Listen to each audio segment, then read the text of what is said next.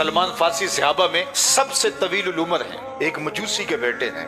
کہتے ہیں میں اپنے باغوں میں جایا کرتا تھا، راستے میں ایک راہب کا کٹیا تھا اور میں اس کے پاس اٹھنے بیٹھنے لگا۔ میرے والد کو پتا چلا تو اس نے منع کیا کہ ہم تو مجوسی ہیں، آتش پرست ہیں، اور تم اس شخص کے پاس کیوں بیٹھتے ہو؟ چونکہ مجھے اس کی باتوں سے خوشبو آتی تھی۔ میرے باپ نے روکا تو میں نہ رکا تو باپ نے گھر سے نکال دیا۔ میں حق کی تلاش میں نکلا، ایک پادری مجھے ملا، میں اس کی صحبت میں رہنے لگا۔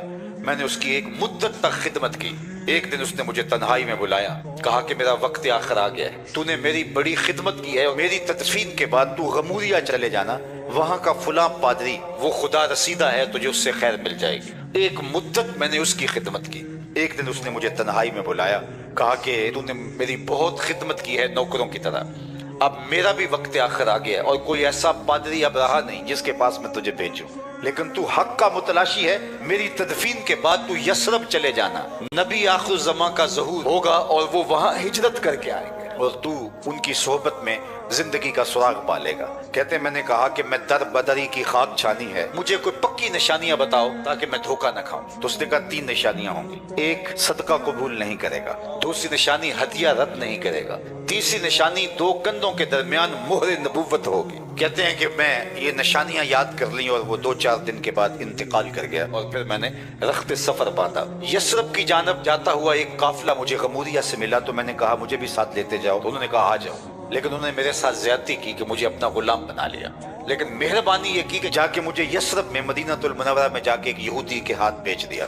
اس نے مجھے اپنے باغ کی گوڈی اور کام کاج میں لگا دیا اور اس دن کے انتظار میں تھا کہ نبی آخر الزمان تشریف لائیں۔ کہتے ایک دن میں اپنے باغ میں کھجوریں توڑ رہا تھا، چاروں طرف سے طلع البدر علینا کی صدائیں گونجنے لگی۔ میں نے چھلانگ لگائی اور دوڑ پڑا۔ میرا مالک سمجھا شاید غلام بھاگ رہا ہے تو اس نے دوڑ کے مجھے پکڑ لیا۔ میں نے کہا کہ میں بھاگ نہیں رہا، میں غلام تمہارا ہی ہوں، لیکن دل غلام کسی اور کا ہے۔ میں نے کچھ کھجوریں صدقے کی نیت سے لی اور میں حضور کی خدمت میں جا پہنچا اور میں نے جا کے پیش کی، تو فرمایا کہ ہم پیغمبر صدقہ تو نہیں لیتے۔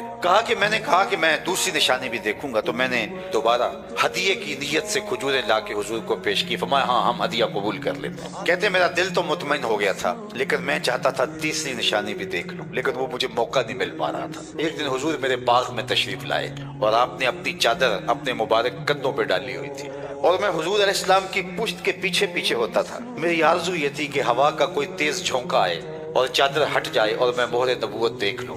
آقا کریم میرے ارادہ قلب سے آگاہ ہوئے، حضور نے چادر اتار کے میری جانب پھینکی اور کمر کو خم دے کے میری جانب کرتے ہوئے کہا اس پادری نے جو بتایا تھا دیکھ لے، تو کہا میں نے دیکھا تو 2 کندھوں کے درمیان مہر نبوت تھی۔